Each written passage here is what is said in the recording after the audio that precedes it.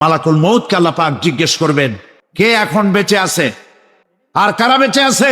তিনি বলবেন হযরতে জিবরাইল, হযরতে মিকাইল, হযরতে ইসরাফিল।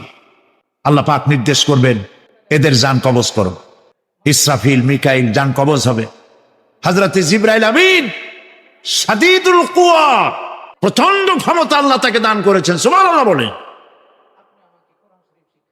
দুনিয়ার সব নবীদের কাছে বাণী বহন করে নিয়ে আসছেন পূর্ণ অথেন্টিসিটির সাথে, সুবহানাল্লাহ।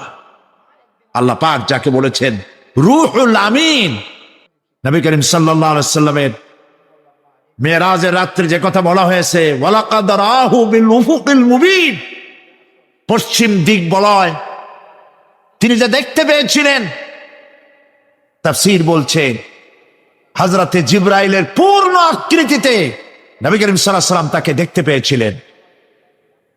হযরতে জিবরাইল যখন দুনিয়া আসেন, কোন কোন কিতাবে লেখা হয়েছে 600 ডানা আছে, তা দুই ঝাপটায় আকাশ থেকে জমিনে চলে আসেন, সুবহানাল্লাহ।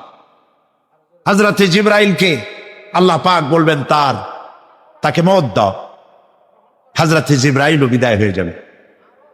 আল্লাহ প্রশ্ন করবেন, এখন আর কে বাকি? মান বাকিয়া ইয়া মালাকাল মউত। মালাকুল মউত বলবেন, হে আল্লাহ তাআলা, এখন তোমার সামনে আমি দাঁড়িয়ে আছি, আর কেউ নেই। আল্লাহ পাক বলবেন, মুত ইয়া মালাকাল মউত। আল্লাহু আকবার, মুত ইয়া মালাকুল মউত, মরে যা, মরে যা।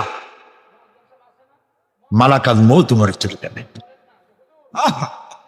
এরপরে আর কেউ নাই।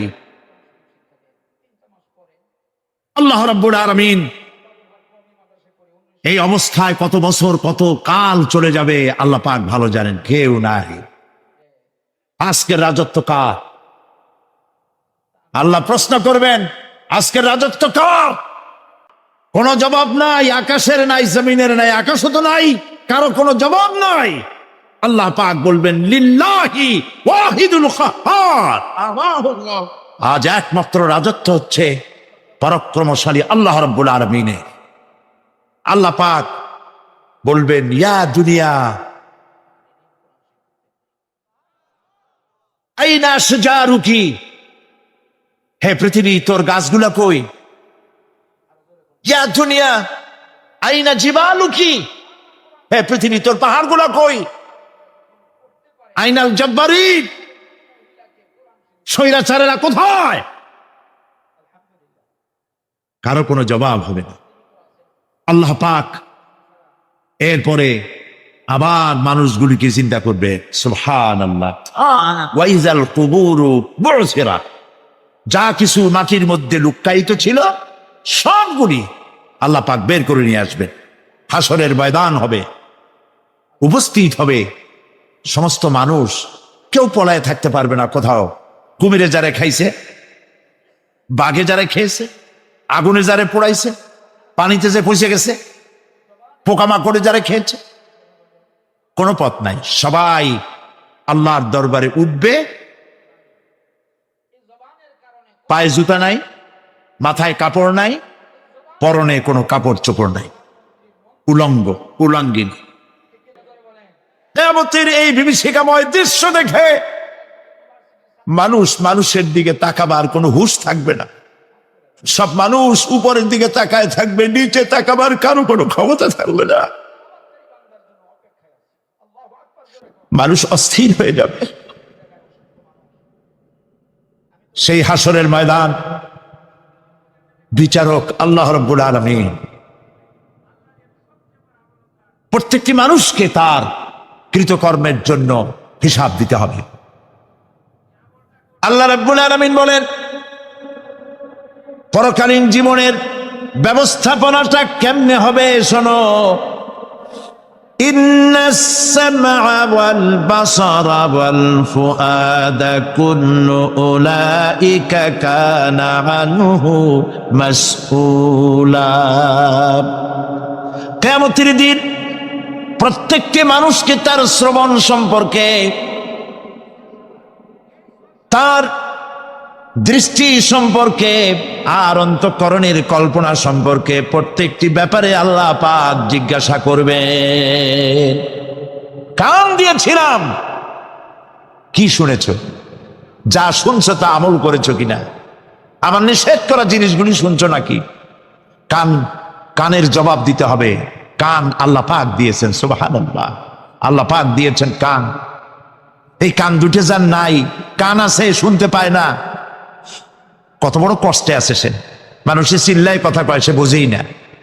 আছে না এমন? এই কানের সম্পর্কে প্রশ্ন করা হবে, শ্রবণ সম্পর্কে, দর্শন সম্পর্কে প্রশ্ন করা হবে। যা দেখতে নিষেধ করেছি সেগুলো দেখছো নাকি?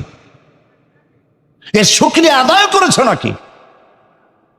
দুটি চোখ, এর শকর আদায় করা কি সম্ভব ভাই? আদায় করা সম্ভব? এই দুটি চোখ যদি না থাকতো, আমার গর্ভধারিণী মাকে দেখতে পারতাম না।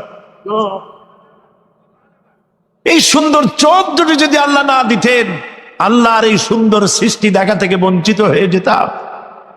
আল্লাহকে বলি, মনির, হে বিশাল আকাশের মালিক, তুমি দয়া করে না চাইতে আমাদের শরীরে যা দিছো নিয়ামত, মৃত্যুর আগে সিনায় নিও না। দুটি চোখের শকর আদায় করতে পারবো না। চোখের মধ্যে পানি আছে, কান্নার পানি না, সবসময় চোখে পানি আছে। চোখে আমরা পলক দেই না? কত কুদরত আল্লাহ পাকে। এই পৃথিবীতে দিনে রাতে অসংখ্য পলুয়েশন, রোগ জীবাণু সমানে উঠতেছে। এখন যদি মাইক্রোস্কোপ যন্ত্র এখানে থাকতো, তাহলে দেখতেন এই পরিবেশটা কত দূষিত, কত পলুয়েশন, কত জার। এগুলি নাকের মধ্য দিয়ে পেটে যাচ্ছে, চোখের মধ্যে ঢুকতেছে। ক্রমাগত চোখের ভিতরে ধুলাবালি ঢুকবে, আর পরিষ্কারের কোনো ব্যবস্থা যদি না করা হয়, চোখের দৃষ্টি নষ্ট হয়ে যেতে পারে। এই জন্য আল্লাহ রাব্বুল আলামিন চোখের ভিতরে মেডিসিন রূপী এক প্রকারের পানি রেখেছেন, আর অটোমেটিক চোখের পাতা ওঠানামা করে প্রতি মুহূর্তে চোখকে ক্লিন করে দিতেছে। এই চোখ সম্পর্কে আল্লাহ রাব্বুল আলামিন প্রশ্ন করবেন, অন্তঃকরণ সম্পর্কে প্রশ্ন করবেন। জবাব দেওয়া সেদিন বড়ই কঠিন হয়ে যাবে। এই জন্য আল্লাহ রাব্বুল আলামিন দুনিয়াবাসীকে সতর্ক করে দিচ্ছেন।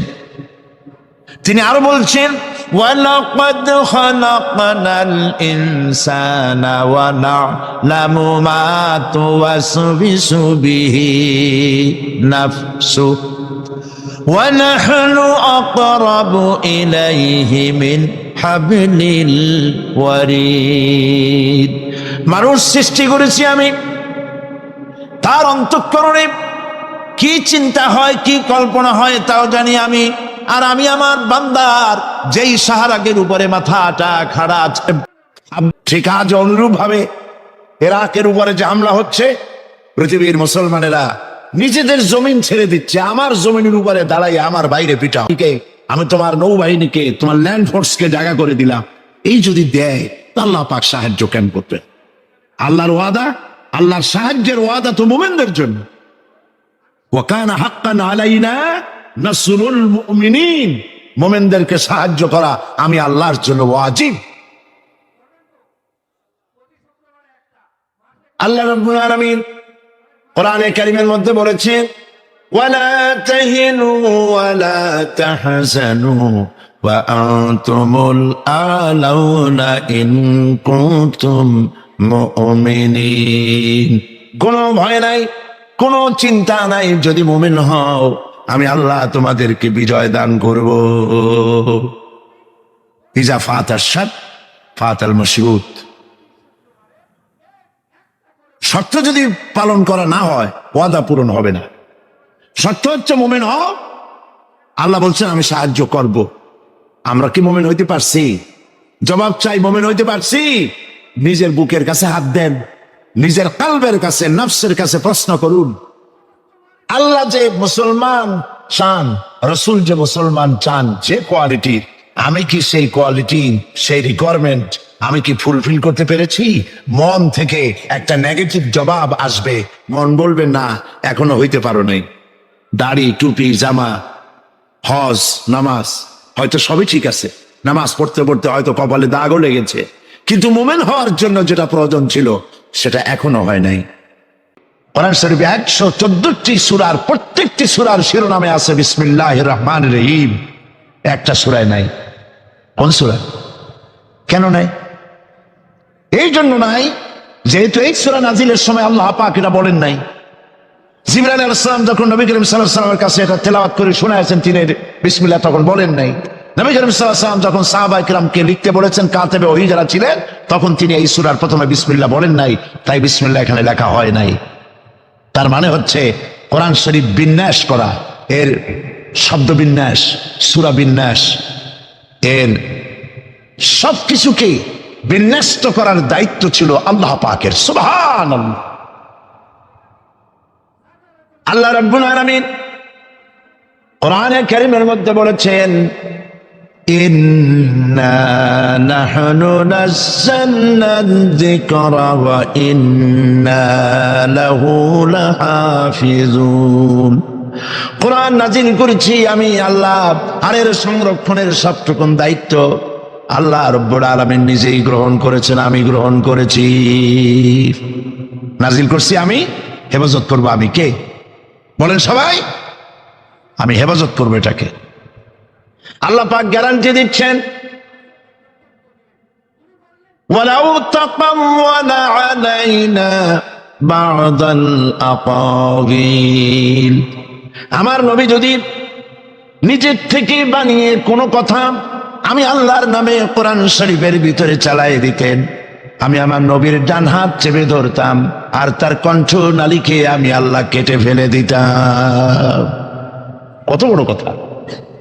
হযরতে নবী করিম সাল্লাল্লাহু আলাইহি ওয়াসাল্লাম যখন হযরত খাদিজা রাদিয়াল্লাহু তাআলা আনহার কাছে যখন দ্বীনের দাওয়াত দিলেন, কালেমার দাওয়াত দিলেন, এক সেকেন্ডও তিনি দেরি করেন নাই। চিন্তা করেন না, আপনি নিজেকে বহুত ফেরেশতা রূপে আপনি বলতে পারেন যে আমি একেবারে অ্যাঞ্জেলিক ক্যারেক্টারের লোক, ফেরেশতা চরিত্রের মানুষ, বাইরে গিয়ে বহুত কথা বলতে পারেন, এমনকি বাইরে গিয়ে অনেক মুরিদও বানাইতে পারেন। পীর সাহেবদেরকে জিজ্ঞেস করা উচিত যে আপনার বউ আপনার কাছে মুরিদ হয়েছে কিনা। বউ মুরিদ করে এত সহজ না। একজন পীরেরই দেখছিলাম একটা বইয়ের মধ্যে গল্প, বউ তাকে পীর মানতেই চায় না, বহুত চেষ্টা করছে মুরিদ বানাবার জন্য, পারেনি।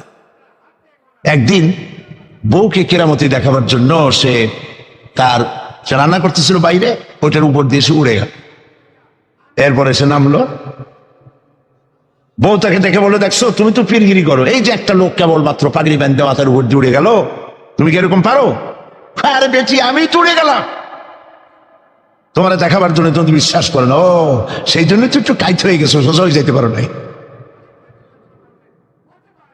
বউ তো তার স্বামীর জন্য জীবন দিতে পারে, তার ভালোবাসা সবটা উজাড় করে দিতে পারে, কিন্তু ঈমান আনা সহজ নয়। যেহেতু বউ, আপনি সবাইকে ফাঁকি দিতে পারবেন, আপনার স্ত্রীকে কখনো ফাঁকি দিতে পারবেন না।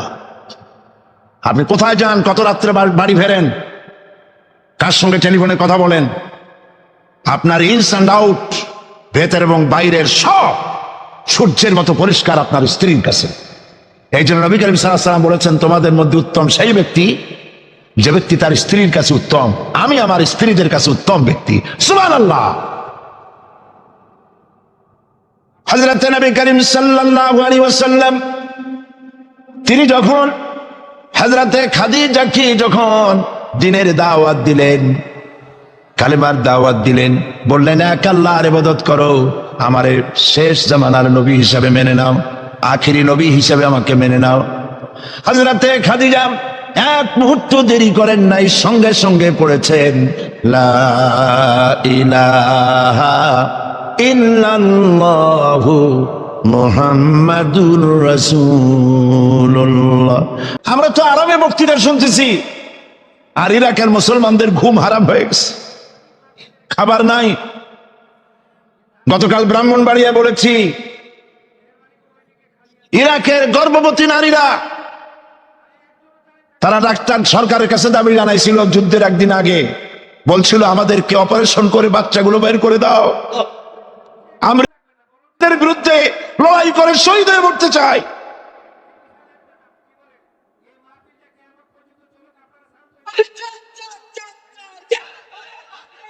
আমরা কিচ্ছু করতে পারবো না, কিন্তু দোয়া করতে পারবো। কি করতে পারবো? তবে দোয়া কবুল হোক আর না হোক এই নিয়ে তাড়াহুড়ো করবেন না। অনেকে মনে করে দোয়া তো করছিলাম, আফগানের জন্য হয়েছে কি? এই জাতীয় কথা বলা ইমানের বিপরীত, ইমানের খেলাফ। আপনার দোয়া কবুল করতে আল্লাহ বাধ্য নন। ফাআলুল লিমা ইউরিদ, যা খুশি তাই করেন। সুবহানাল্লাহ বলো। এই দোয়া যে করি, এই দোয়া কবুল আজ হবে, কাল হবে, অথবা 5 বছর 10 বছর পরে হবে, অথবা কবুল যদি না হয়, শাহনশাহ রব্বুল আলামিনের দরবারে দোয়া করা হয়েছে, এজন্য আল্লাহ পাক কিয়ামতে মর্যাদা বৃদ্ধি করে দিবেন। দোয়া করতেই হবে, দোয়া ছাড়া পথ নাই। কাজে বসবেন, হাঁটাহাঁটি করা ঠিক না। হযরতে খাদিজাতুল কুবরা রাদিয়াল্লাহু তাআলা আনহা ঈমান এনে কালেমা পড়ে বললেন কি জানেন? বললেন, আবাল কাসেম, হে কাসেমের পিতা, হে কাসেমের পিতা,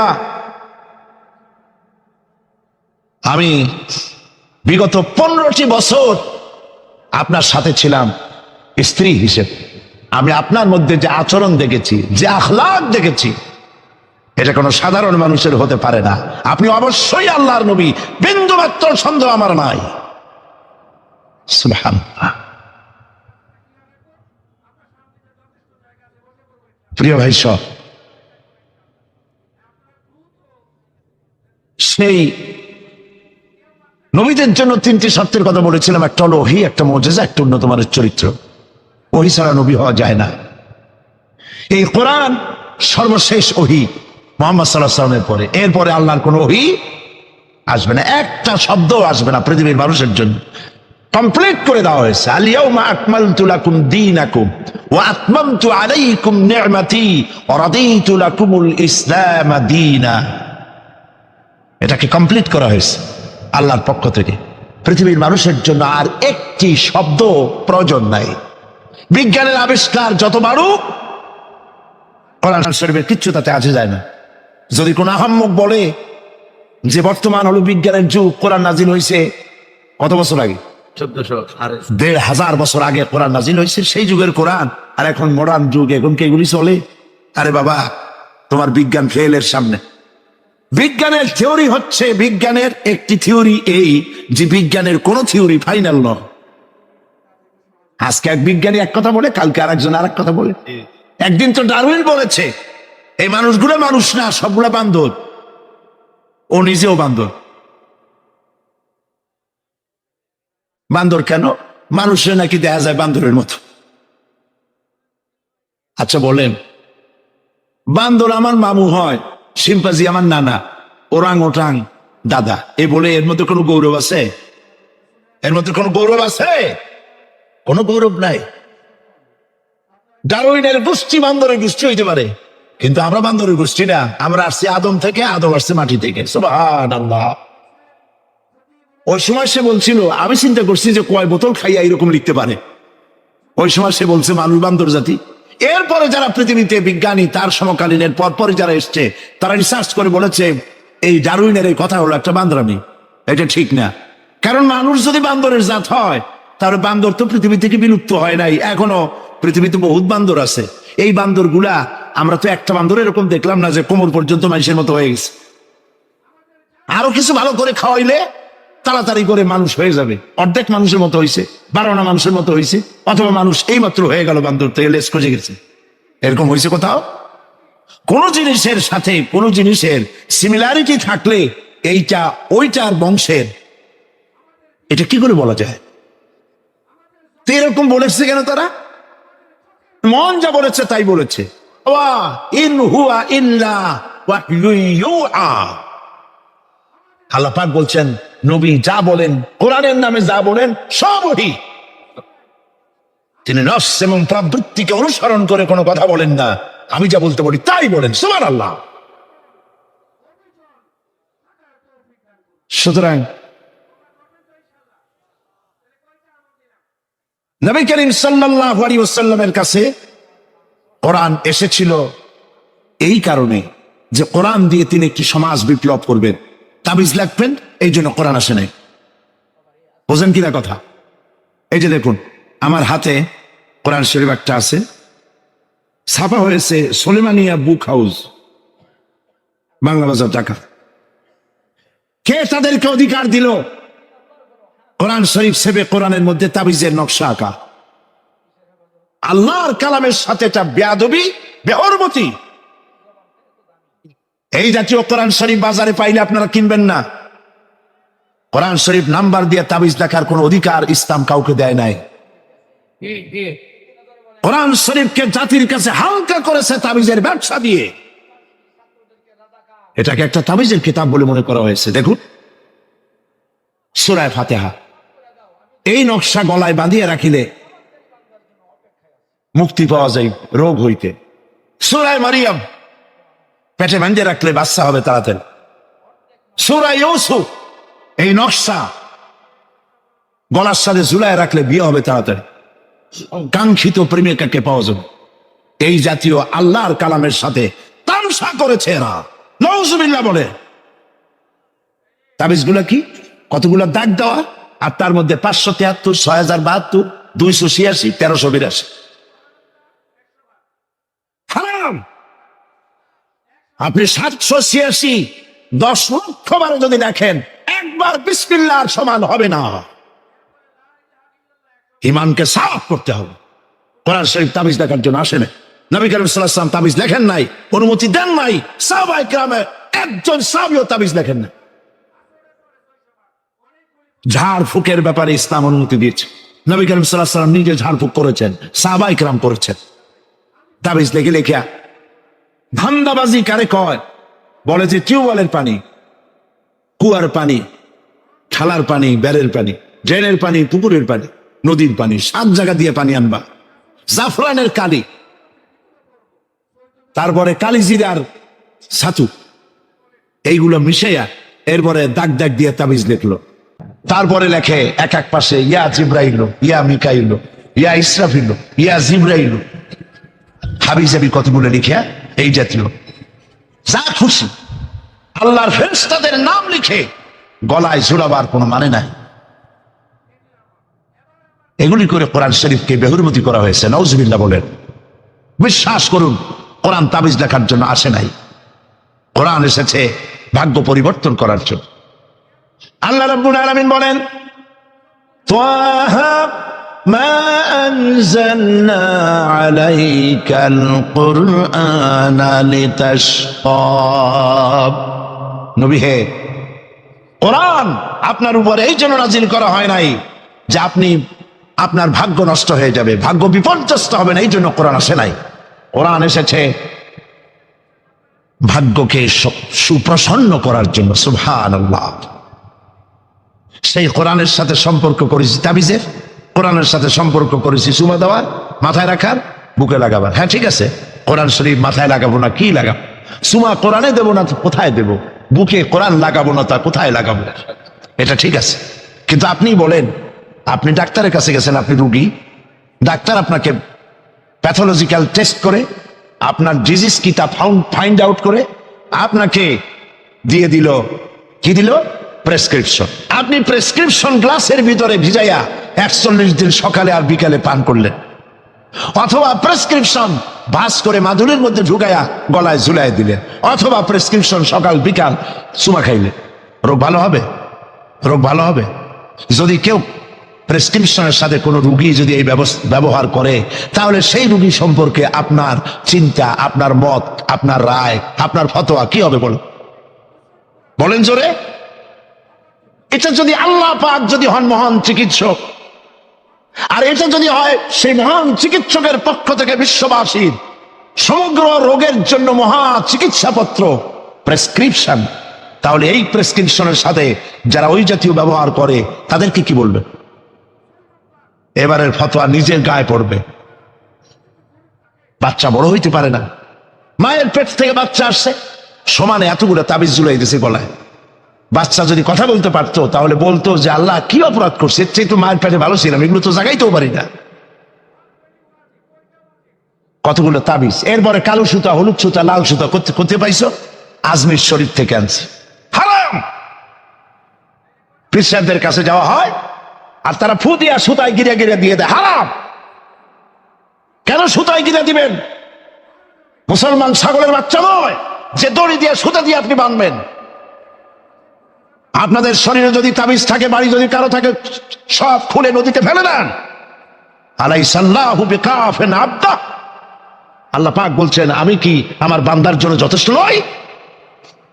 আলাইসাল্লাহু বিকাফিন আবদা, আমি আল্লাহ আমার বান্দার জন্য যথেষ্ট নই? চিল্লায় বলেন অবশ্যই যথেষ্ট। ওয়াইজা সাআলতা ফাসআলিল্লাহ ওয়াইজা ইসতাআনতা ফাসতাইন বিল্লাহ, যা বলার এক মহান সত্তার কাছে বলো, যা চাওয়ার এক মহান সত্তার কাছে চাও। তিনি কে? তিনি হচ্ছেন আল্লাহ পাক। সুবহানাল্লাহ বলেন, সুবহানাল্লাহ। প্রিয় ভাই সব, যারা মাজারে যায়, ওই যে মাজার আছে সিলেট শাহজালালের রহমতুল্লাহ আলাইহির মাজার, আজমিরে আছে খাজা মঈনুদ্দিন চিশতি রহমতুল্লাহ আলাইহির মাজার, বাগদাদে আছে হযরত বড় পীর মহিউদ্দিন আব্দুল কাদের জিলানী রহমতুল্লাহ আলাইহির মাজার। বাংলাদেশ থেকে লোকেরা তাদের পয়সা করিয়ে আছে, সব জায়গায় যায়। কেন যায়? 15 বছর বিয়ে করছে, বাচ্চা হয় না, মামলা করেছে হাইকোর্ট, সুপ্রিম কোর্ট, সব জায়গায় বেকায়দা। ব্যবসা করে, খালি লাল বাতি জ্বল, ওষুধপত্র খায়, রোগ ভালো হয় না, চলে গেল মাজারে। একটু সময়ের জন্য কমন সেন্সের কমন বাদ দিয়া শুধু সেন্স দিয়া চিন্তা করেন। যার কাছে আপনি আপনার অভিযোগ বলতে গেছেন, এই 3 জন অলির কথাই ধরি, বাকিদের পরে ধরি। ওনাদের মাতৃভাষা কি? শাহজালাল রহমতুল্লাহ আলাইহির মাতৃভাষা কি? আরবি। বলেন কি? আরবি। ইয়েমেন থেকে তিনি এসেছিলেন, আরবি। খাজা মঈনুদ্দিন চিশতি রহমতুল্লাহ আলাইহির মাতৃভাষা আরবি। হযরতে বড় পীর আব্দুল কাদের জিলানী রহমতুল্লাহ আলাইহির মাতৃভাষা আরবি। আপনি গিয়ে বাংলায় বললেন, খাজা বাবা আমার তো 15 বছর বিয়ে করছি, বাচ্চা মোটে হয় না, এখন করবো কি? আপনার কথা খুব বুঝছেন তিনি, তাই না? খুব বুঝেছেন। গেল 1 নম্বর মিস ফায়ার। 2 নম্বরে, আপনি যে কবরের কাছে গিয়ে এই কথাগুলি বলছেন, তিনি যে কবরে আছেন তার গ্যারান্টি কি? ওখানে তো তিনি নাও থাকতে পারেন। সাধারণ এমপি মন্ত্রী কোন জেলায় যদি যায়, সরকারের মেহমানখানা আছে, নাম কি? Circuit house. মেহমান সে আন্দাজে সরকারের তেমন ব্যবস্থা আছে, ডাকবাংলা আছে, রেস্ট হাউস আছে, সার্কিট হাউস আছে, ঠিক না? 2 রকমের মেহমান। এক প্রকার হলো ভিআইপি, আর এক প্রকার হচ্ছে নিকৃষ্ট, চোর ডাকাত। এরাও সরকারের মেহমান। চোর ডাকাত, মুচ্ছা বদমাস, সন্ত্রাসী, ওরা যদি মেহমান হয়ে পুলিশে, এদের ধরবে কারা? এই মেহমানদের ধরবে পুলিশে, ধরে নিয়ে ওদের জন্য মেহমান খানা হলো হাজত, হাজতের মধ্যে থুয়ে দেবে, কনভিক্টেড হলে পরে জেলখানার মধ্যে ঢুকাই দেবে, ঠিক কিনা? আর যদি এমপি হয়, মন্ত্রী হয়, প্রধানমন্ত্রী হয়, তা থাকার জন্য প্রত্যেকটা জেলায় গভর্নমেন্ট সার্কিট হাউস করে রেখেছে। এই সব মন্ত্রী প্রধানমন্ত্রীর চাইতে ওলিউল্লাহ, আল্লাহর ওলি যারা, তাদের মর্যাদা আল্লাহর কাছে অনেক বেশি। তারা ইন্তেকাল করবেন আর আল্লাহ ওই মাটির মধ্যে ভরাইতে হবে। আল্লাহর কোন রেস্ট হাউস থাকতে নাই, আল্লাহর কোন গেস্ট হাউস থাকতে নাই। হয়তো তিনি কবরে নাই, গেস্ট হাউসে তিনি আরাম ফরমাচ্ছেন। 2 নম্বর মিস ফায়ার। 3 নম্বরে, কবরে যদি থাকেও তখন তিনি ঘুমে আছেন না চেতনা আছে? যদি ঘুমের মধ্যে থাকে তাহলে 3 নম্বর মিস ফায়ার, কোনো কামে লাগলো না। এই জন্য চাইতে হবে এমন মহান সত্তার কাছে যিনি কখনো ঘুমান না, লা তাখুযুহু সিনাতুন ওয়ালা নাওম, যার ঘুমও নাই, তন্দ্রাও নাই। কে তিনি? চিল্লায় বলুন। কলিজাটারে পরিষ্কার করেন, সাফ করে নেন। এভাবে সাফ করবেন, কোন রাফিদ, কোন সিঙ্গাপির আমার ভাগ্য ভালো বানাতে পারবে না, পারবে না, পারবে না। কোন মরাপীর, কোন সিঙ্গাপুর ফু দিয়া আমার ভাগ্যকে বিনষ্ট করে দিতে পারবে না। খায়রিহি ওয়া শাররিহি মিনাল্লাহি তাআলা, আমার ভালো আমার মন্দ কেবলমাত্র এক মহান সত্তার মুষ্টির ভিতরে নিবদ্ধ, তিনি আল্লাহ রব্বুল ইজ্জত ওয়াল জালাল। গোটা আকাশ, গোটা জমিন যার মুঠার ভেতরে। মুসা আলাইহিস সালাম বলেছিলেন, আল্লাহ তুমি নাকি ঘুমাও না? আল্লাহ কেউ বিশ্বাস করে না, তো সাংঘাতিক কথা। এইভাবে ইব্রাহিম আলাইহিস সালাম আল্লাহরে বলছিলেন, রব্বি আরিনি কাইফা তুহিয়াল মাউতা, আল্লাহ তুমি মরা কি চিন্তা করো কেমনে? আল্লাহ কয় আওয়ালাম তুমিন, বিশ্বাস করো না? ইব্রাহিম আলাইহিস সালাম কাঁপ গেছেন। তিনি সাথে সাথে বললেন বালা। তিনি কিন্তু নাম বলতে পারতেন, যদি নাম বলতেন তো ভুল হইতো না, তো নাম আর বালা সম অর্থবোধক। তিনি বলতেন হ্যাঁ, কিন্তু নাম বলেন নাই, বলেছেন বালা। সাথে সাথে একটু দেরি করেন নাই। আল্লাহ প্রশ্ন করছেন কত বড় লোভ পেগম্বরের জন্য, আওয়ালাম তুমিন, বিশ্বাস করো না যে আমি মরার চিন্তা করতে পারি? ইব্রাহিম আলাইহিস সালাম বললেন বালা। এর অর্থ হচ্ছে হয় নট, কেন নয়, অবশ্যই বিশ্বাস করি। ওয়ালাকিন লিয়াতমাইন্না কলবি, তবে মূল বিষয় হলো যদি আমি চোখে দেখতাম, কানে শোনার, চোখে দেখা ব্যাপারটা একটু ভিন্ন। আল্লাহ বলেন বিশ্বাস যখন করছো, মরার কেমনে চিন্তা করি আমি তোমাকে দেখাবো। সুবহানাল্লাহ, এই কোরআন শরীফের মধ্যে আল্লাহ বলেছেন। মুসা আলাইহিস সালাম বলছেন আল্লাহ তুমি নাকি ঘুমাও না, আল্লাহকে বিশ্বাস করো না? আল্লাহ বিশ্বাস করো, তবে বুঝি না জিনিসটা। মুসা আলাইহিস সালাম ভয় পেয়ে গেলেন। আল্লাহ রাব্বুল আলামিন বলেন ভয়ের কোনো কারণ নাই। এটি একটি উদাহরণের জন্য আমি তোমাকে গ্লাস নিয়ে দাঁড়িয়ে থাকতে বলেছিলাম। একটা গ্লাস হাতে নিয়ে কয়েকটা সেকেন্ড বা একটা মিনিটও দাঁড়াইতে পারল না, হাতের থেকে ঘুমের কারণে ভেঙ্গে চুরমার হয়ে গেল। তোমার রব, তোমার আল্লাহ হাতের মুঠার ভিতরে সপ্ত আসমান জমিন কুল কায়নাত, এর কন্ট্রোলিং সিস্টেম, এই ট্রাফিক সিস্টেম সবকিছু আল্লাহ রাব্বুল আলামিন কন্ট্রোল করেন। তোমার আল্লাহ যদি ঘুমায় যায় সব শেষ হয়ে যাবে। লা তাখুযুহু সিনাতুন ওয়ালা নাওম, তার ঘুমও নাই, তন্দ্রাও নাই। আর তাছাড়া মাখলুক, তার যে আদত, খালেকের সে আদত হতে পারে না।